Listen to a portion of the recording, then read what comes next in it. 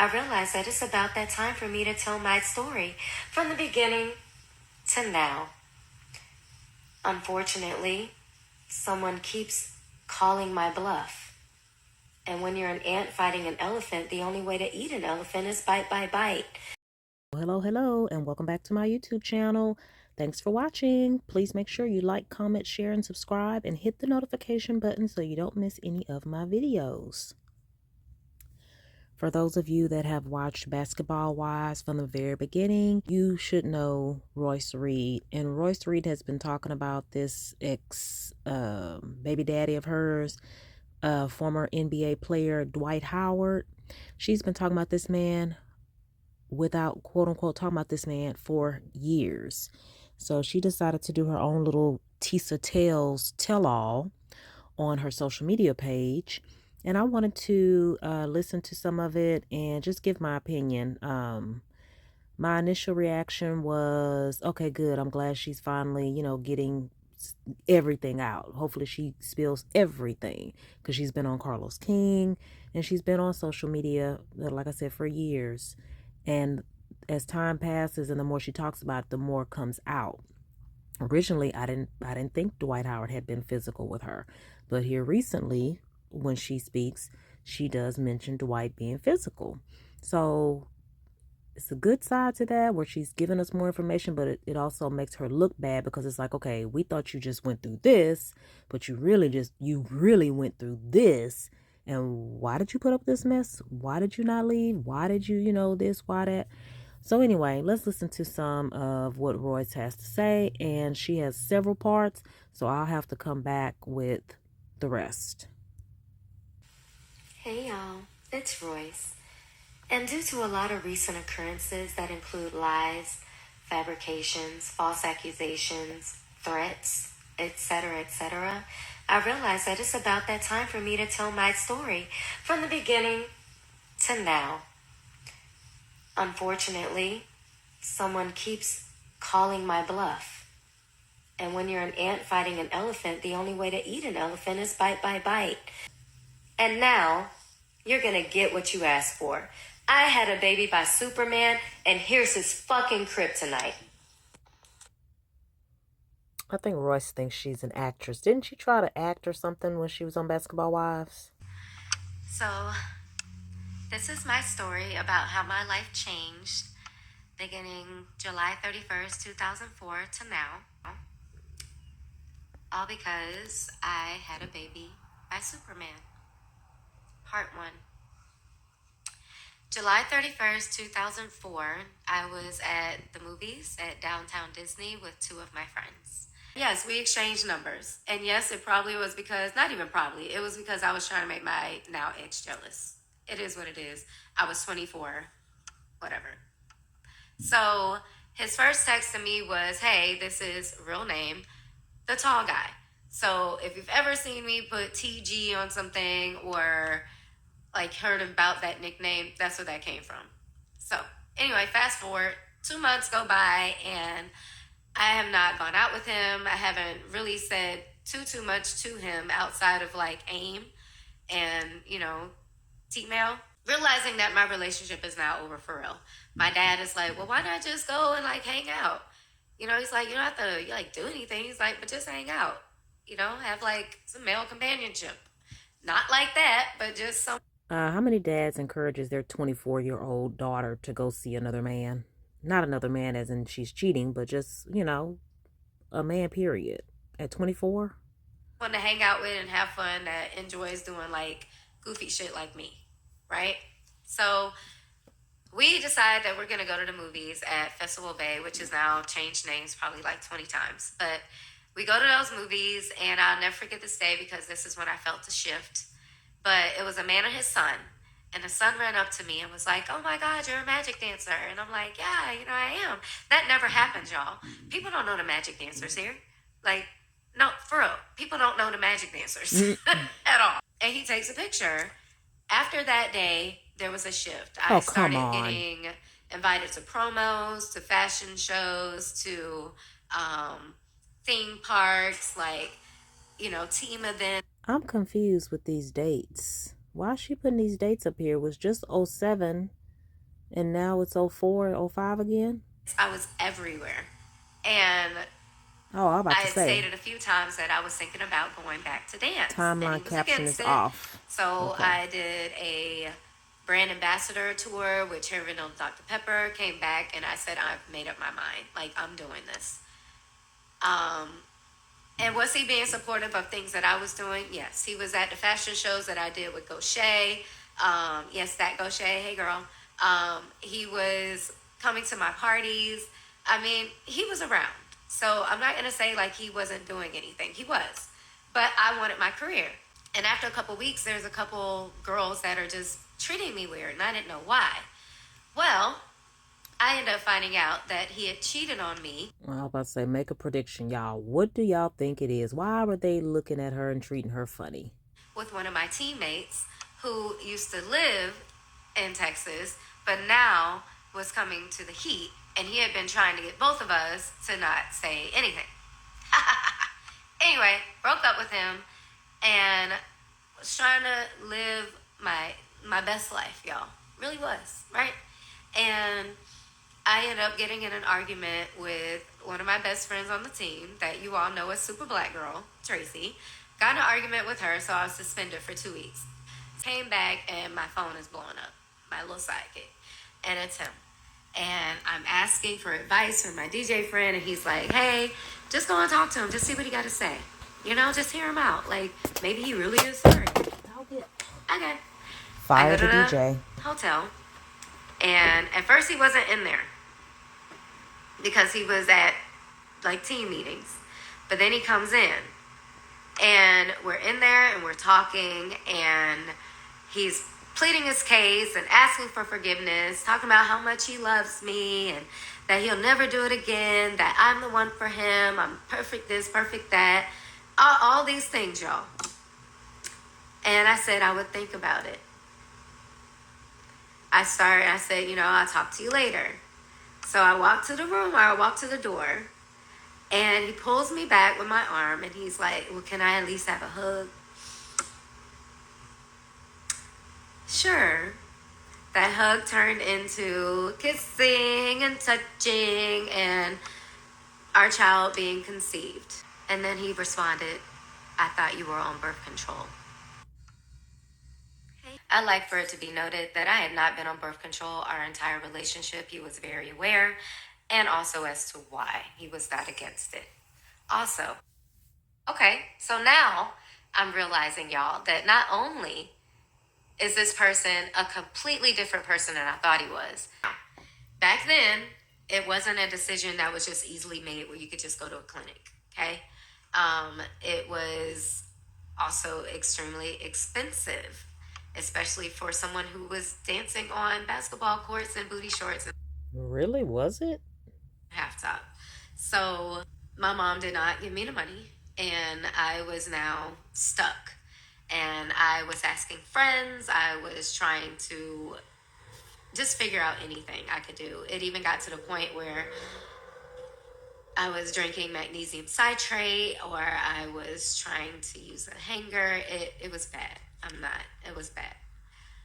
But when I went to the doctor and I heard the heartbeat, that is when things were put into a bigger perspective for me. It's time to tell Superman that he is having a baby. And as you can imagine, that message was not received well. And I was met with a bunch of, oh, you're tarnishing my image, you're ruining my career. I'm a Christian, what I look like having a baby, and I'm trying to put the cross on the NBA logo. How could you do this to me? You're a gold digger. Oh, yeah, I was hit with everything, y'all. Like I didn't have a career. Typical. But because none of those changed my mind, he then hits me with, and I have a girlfriend. Okay. Bam. I've always had a girlfriend. Oh, wow. Okay. So now I'm realizing, y'all, that not only is this person a completely different person than I thought he was, but I've realized that he is a master manipulator, and he will do any and everything to get exactly what he wants. I didn't fall for it. And because I didn't fall for it, I was then met with hell on earth. When I was about 4 or 5 months pregnant, I was asked to attend a meeting at a restaurant right around the corner from my townhome. I agreed to it, and when I got there, one of the first things said to me was, "You don't look pregnant." I said, "Thank you." They said, "No, because you have your belly ring in still." Mind you, I had already had this conversation before about wearing a belly ring while I was pregnant. I just liked it. But then they said that it just looks like you're poking your stomach out. Why am I here? Like, what the fuck y'all got going on? What do you want? Right? We sit down, and in this meeting is his manager, his cousin, himself. I am then offered money. I'm asking what the money is for. I'm thinking that maybe it's to help me with my pregnancy. No. I was asked to move away and say that this baby was not his. I'm trying to figure out how much money did they think they could pay her to make her just move away somewhere? I mean, where would she go? Where would she go? Where would she go? Idaho? Indiana? Twice. I declined. They got angry. I was then approached by the team office, and they wanted me to come in and have a sit-down conversation and do a prenatal paternity test. My doctor said absolutely not. Therefore, I said no, it was dangerous, and once the baby came, I was not opposed to doing so. For the next couple months, I got ready for a baby shower. I got ready with my baby registry. And every time I did anything, I was met with false accusations. I was threatened. With the baby registry, I was told to take his name off of there. And I did. For the baby shower invitations, I was told to take the name off of there. So I did. But I still was getting threatened. I was still receiving anonymous messages on MySpace and Twitter. And I didn't know what to do. Around early November, I started having really bad complications with my pregnancy, and I was put on bed rest. I didn't listen, but I was put on bed rest. As hard as it was to sit still, it was something that I knew I needed to do because I could tell something was wrong.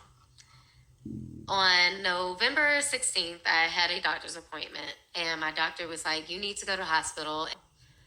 For the next 3 days, I stayed in the hospital, and not one time did I receive a visit from him or anyone in his family, but his girlfriend actually did stop by unannounced and uninvited with a bag of bibs talking about we needed to speak. I said, "No, we don't." Asked her to leave, and she left. It was Bag cool. of bibs. Well, part 3. We are now in January of 2008. He calls and he says that he wants to come and have a talk with me. I said, okay. He comes by. Superman is bearing gifts.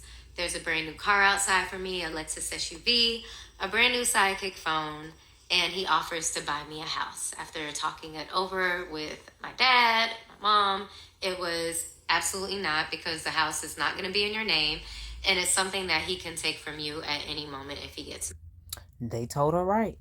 So I declined it. He then said, well, let me refurnish your townhouse. Okay. I was not asked about any type of furniture. They just showed up at my door one day and just started bringing stuff in. No lie. I had no say so. When it came down to me needing diapers and bottles and now formula, because I'm no longer able to breastfeed, my body wasn't producing enough milk. His mom did at one point come by with a bunch of diapers. So Royce decides, despite Dwight Howard being adamant about not wanting a kid, and, her knowing she didn't want to ruin her career, she decides to have this child. So she set herself up for God knows what with a man that doesn't want this child. So when it came down to me needing diapers and bottles and now formula, because I'm no longer able to breastfeed, my body wasn't producing enough milk. His mom did at one point come by with a bunch of diapers. I was very thankful. But that was it. There was nothing else. There was no help. There was nothing. At this point, I auditioned for a dancing gig at Holy Land. And I got the gig. Okay, I don't know what Holy Land is. Anybody? So I began dancing in late January. So now I have a job. I'm working.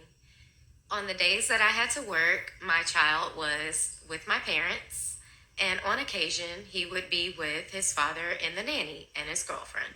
Well, there were days where he would come home from seeing or spending time with his father, and he would be very colicky, throwing up, like sick. I mean, fevers. Would have to take him to the doctor. It was a lot. That relationship he was in ended. I find out later on that the reason my child was returned super colicky, sick, throwing up, all these things, only to then be told it was because they were purposely giving him food that was opposite of what he was eating. I would pack a bag and I would have it listed of what he should be eating for lunch, for dinner, all these things. And he was intentionally given the opposite. So when he would be returned home, he was sick, colicky, Ma'am, that's child abuse. That's child abuse. throwing up, having to go to the hospital. When I confronted the situation, I was told that that was a lie and that it was only done because they thought I was trying to micromanage, and they decided that they were just going to give him whatever they wanted to give him. Okay, I let it go, y'all. Now, Why would you let that go? That's your baby. again, we've had the birthday party. We've had our Christmas. Things seem to be going okay, right? We've now gone to mediation, and in mediation, we agreed to a child support number, and it was drastically, probably a third of what one of my attorneys was requesting. I said that I didn't want to seem like I was out for his money, so I was okay with the amount that was given. Totally fine. Moving forward, I start dating. Now all of a sudden I think we should make this work. This is your first kid. This is, my first kid. That's how they do. Every time they smell somebody else coming around, they want to come back around like they got some sense. Let's make this work. Now, this is where I could probably be stupid. Well, I was dumb. I saw family. And I am a very forgiving person. If you know anything about me, I forgive way too much. So we decided to work on a relationship. Crazy, right? But we did. Almost immediately, I regretted it. I was forced to do things sexually that I did not necessarily agree with. But because I wasn't that experienced, I thought it was normal. Really? Okay. And I never complained about it. I just felt like this was me experiencing things that maybe he's experienced and I have not. That's when things started turning verbally and physically and also mentally abusive. I was told that I was stupid. I was told that nobody would ever want me. I was told that everybody here loved him and hated me. And how does it feel to have my hometown turn on me? I better not ever leave him. If I left him ever, he would make my life a living hell. And he did. There were days that I would be at his home and I was threatened with a knife, and then it was laughed off. But when the knife was in my face, it was, I could kill you right now and get away with it because I could claim self-defense and they would believe me and not you, because who are you? Now, this sounds like it's straight up out of a movie. What happens at the end of movies like this? Or everyday stories you hear like this? Has she not heard any stories about abusive relationships and how they end up? Not blaming the victim, but just, commenting. Just, putting things out there. Putting the questions out. That happened. He came to my house one day to pick up our child, and because I did not have a bag packed or orange Trident gum or soda in my refrigerator, he followed me into our child's closet and he grabbed me and he pushed me to the floor and said, In the future, I better have his back waiting. I then left. I go out into the family room and I'm telling his best friend, the one that's an inch away from being a little person, and I'm like, get your friend. He's going crazy. What's wrong with him? Well, he comes in there and he, in front of his best friend, as well as my goddaughter, my other goddaughter, he grabs my hair and he forces me to the floor. And he's like, who the are you talking to? Our child, who is not even 2 yet, is thinking he's playing. So he's grabbing at his leg with his baby voice and he throws me into the entertainment center. When he threw me into the entertainment center, it broke the door. So I was flung into the one on the right. And our son, who was grabbing him and like thinking he was playing, he then flung him into the other door. I do not think that was intentional. I don't think he knew his own strength, but that's what he did. Him doing something like that in front of his child, he's probably dumb enough to think the child won't remember or won't know what's going on. But that right there would have just, I mean, if anything, if you don't care about yourself, you got to care about your child and try to protect your child. And it did break that door as well. Really? Not even 2-year-old Royce. And what kind of drugs is this man on, or is he just naturally crazy and naturally evil? Our son started crying. His best friend was like, man, what you doing? Like, that's a female. And he's just not caring. That's when I realized, like, oh my God, I'm in a relationship that I swore I would never be in. Now, moving on, the day that I really wanted to leave was a day where I did not want to have relations with him. And he then forced me to give him fellatio.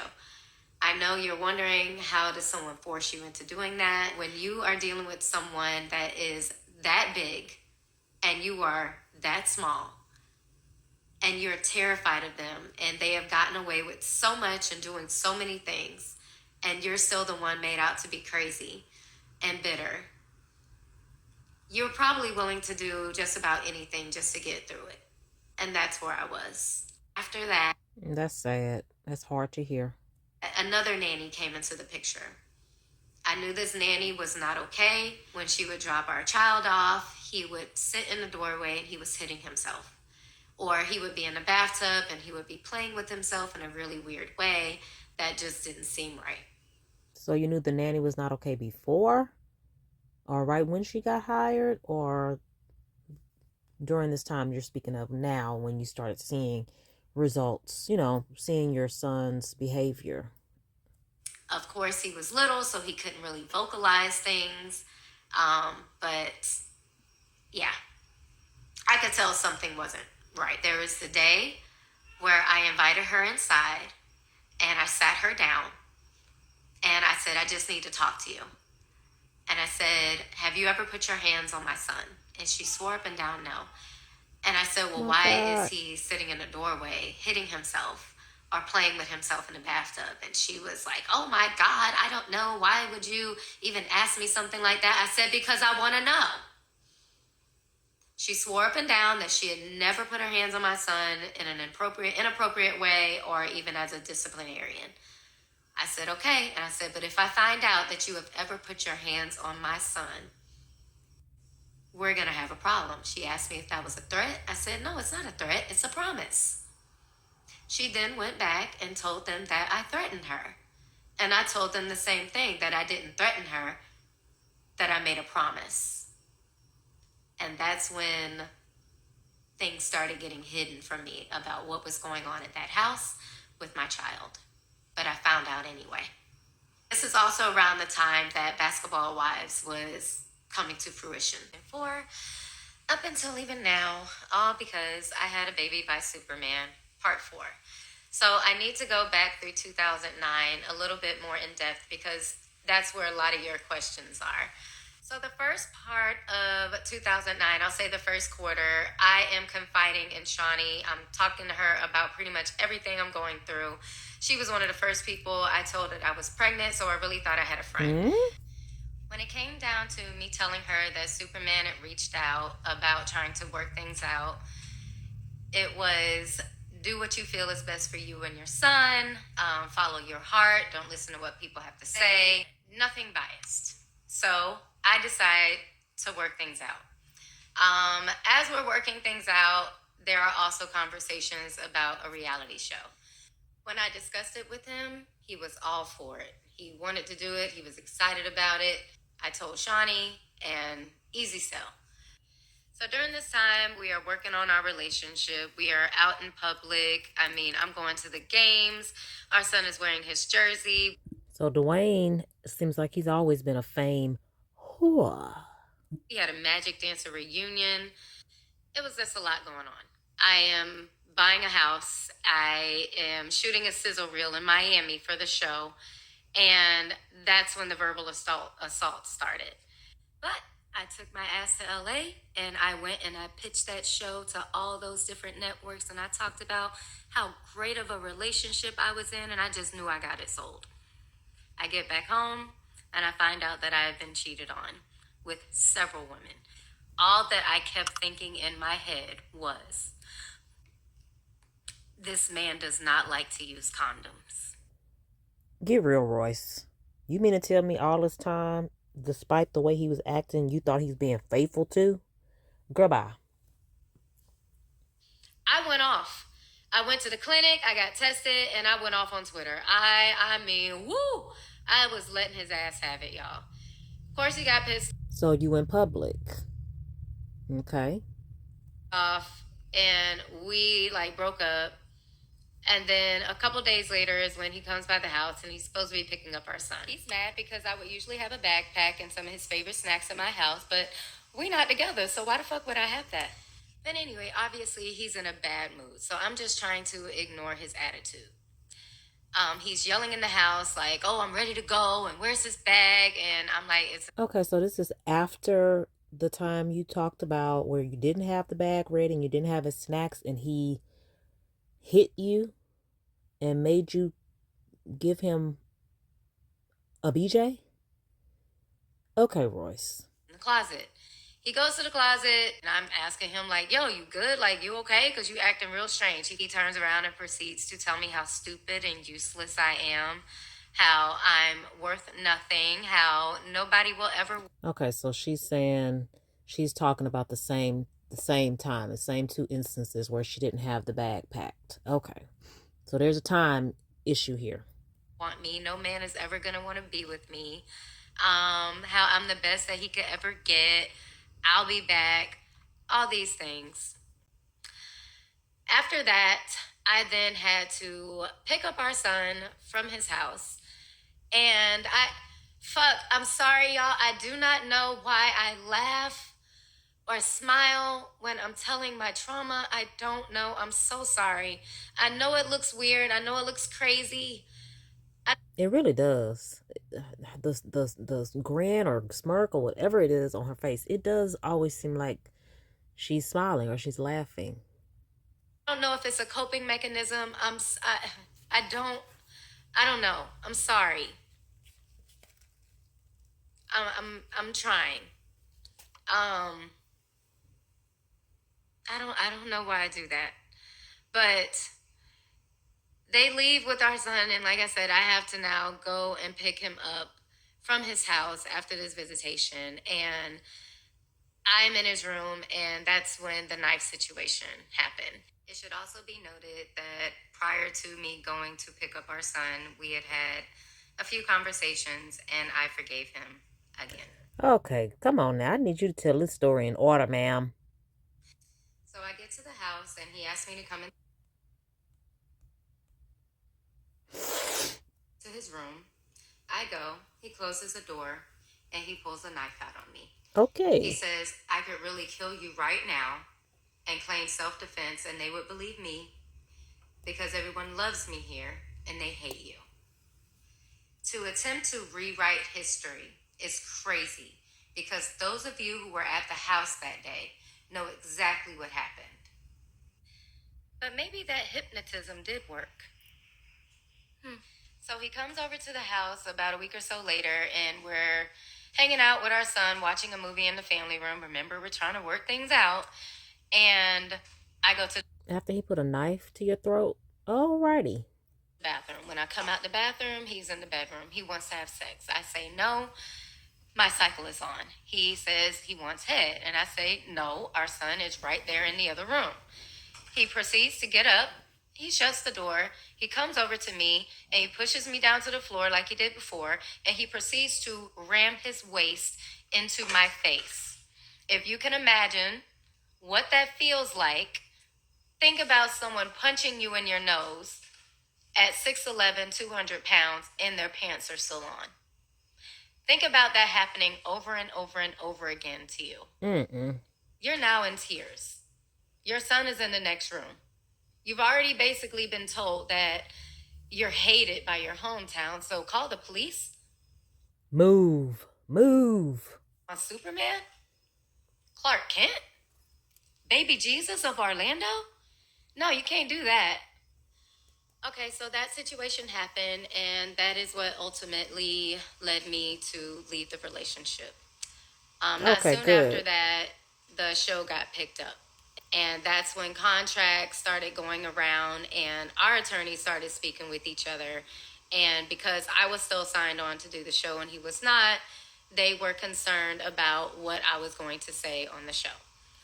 So this nitwit, Dwayne, knew that he was about to be on a television show and he was physically threatening her, being violent with her, and making her perform acts. I mean, really?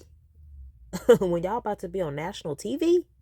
They were like, well, we just want to make sure that she doesn't say anything bad about him because of his career. And we don't want any type of, defamation. And of course, I'm like, well, is it defamation if it's true? But okay. And then it was also me saying, well, I don't plan on that being my storyline. I don't have to talk bad about him. I don't really have to talk about him at all. The next day, my attorney. Ma'am, you know they wanted to hear about Dwayne. Why do I have to keep remembering his name? Dwight Howard. I knew I was saying the wrong name. Do you know Basketball Wives wants you to talk about Dwight Howard? Come on now. But I do remember that. I do remember when she was on, she never mentioned his name, but somewhere in the blog, somewhere, we found out who her baby daddy was. And he calls me to his office and he's like, hey, you need to get here as soon as possible. I need you to sign this agreement. And I was like, what agreement?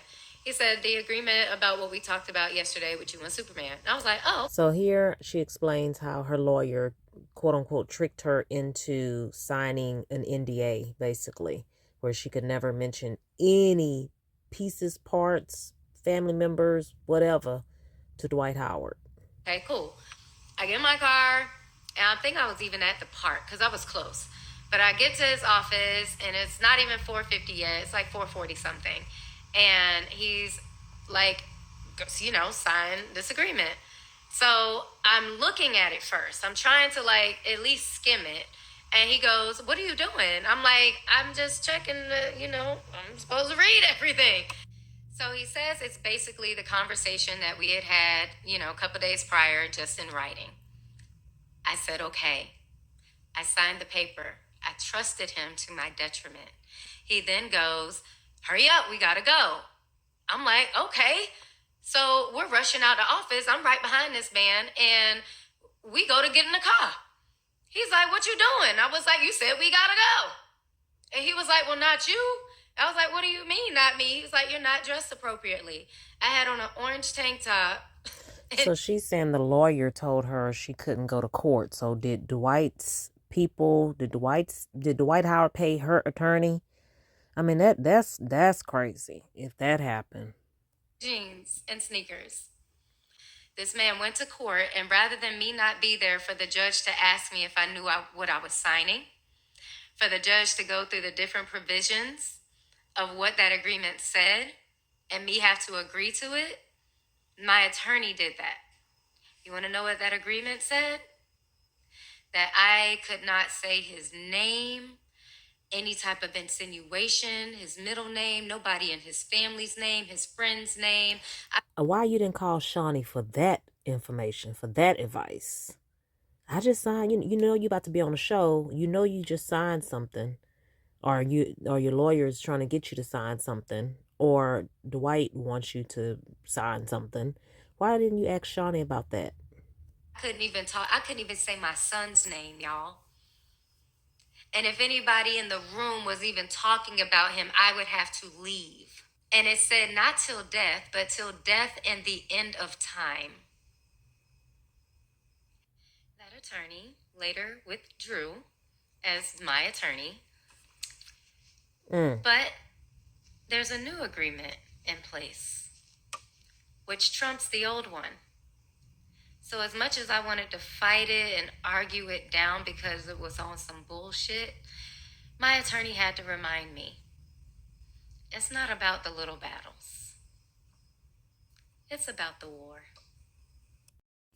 All right, y'all. So I'll come back. I think there's about 3 more parts, and it's a whole lot of other stuff going on that I will not get into.